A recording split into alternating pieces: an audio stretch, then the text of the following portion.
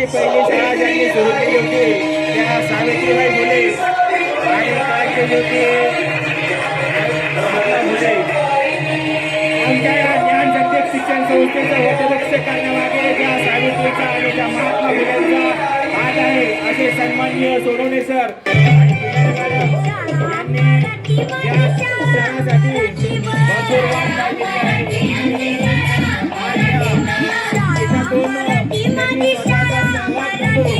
पाहिली आहे.